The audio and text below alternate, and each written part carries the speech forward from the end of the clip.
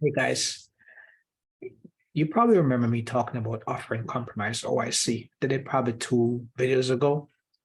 And to be honest with you, it's probably not the best option for every person. Because for distressed taxpayers, they ought to think about alternatives. And one of those alternatives is the current and non-collectible status, also known in the tax world as status 53. It's actually known that way by through the IRS. In any event, I'm not sure you really know why it's called that, but every time I think about status 53, I think about Era 51. And if you're familiar with Era 51, it's the highly classified remote location operated by the US Air Force. It's kind of showing a lot of secrets, right? Because people feel there are aliens kept there, which is kind of interesting to me. Now, I didn't mean to go off on a tangent there, but I just thought I'd mention that. Before we get back to status 53, though, it and how it can help, I must confess that I kind of know why it's called status 53. Okay, it has something to do with the form that's used to process the status. Okay, it's called Form 53. Anyway, imagine you owe like my client Miss J. She owes $193,219, and she acknowledges the debt. The problem is she can't pay that debt off. It's an issue for her. So what she would like to do is she'd like to prepare an offer and get that submitted for approval. Problem is, chances are she will not get approved for that. I just know enough about her to know that it's not going to happen. She's not working right now. She's going to pay she's going to pay the offer. So it would seem to me that looking for alternatives would make sense. Partly because the risk of not getting approved for an offer, because you may not know this, but most offers don't get approved. Then there's a time that you have to invest to prepare the offer.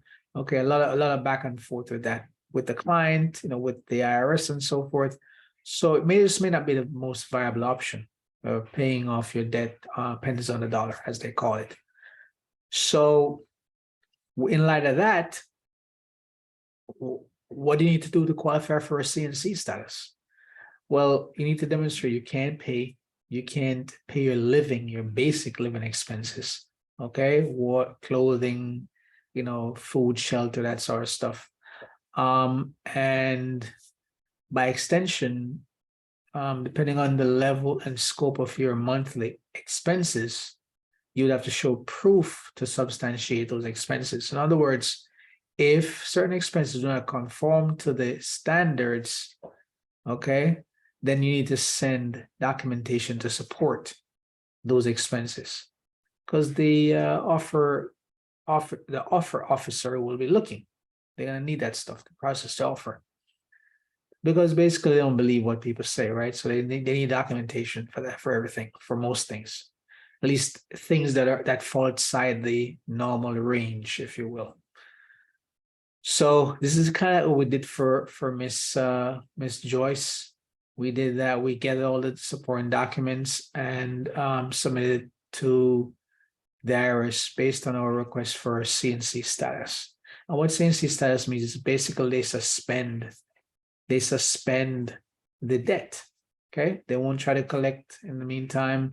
Of course, they're going to accrue interest and penalties while it's in that status, but it doesn't result in any real enforcement action. Okay. Now, the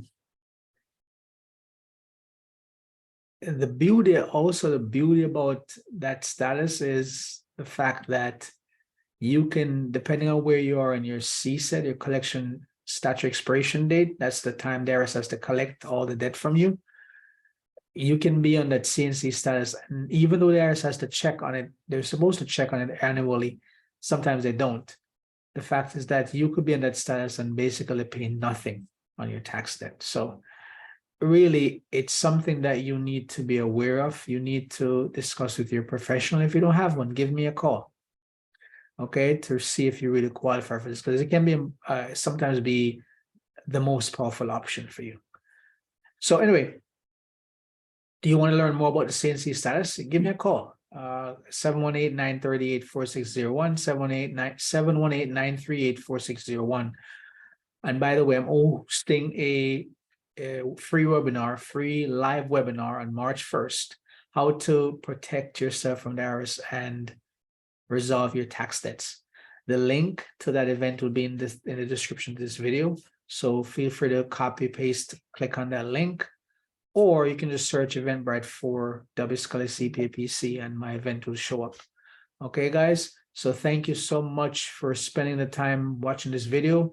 Give it a thumbs up if you liked it, share it, and subscribe to the channel. I'd appreciate that very much. Guys, take care. Talk to you soon.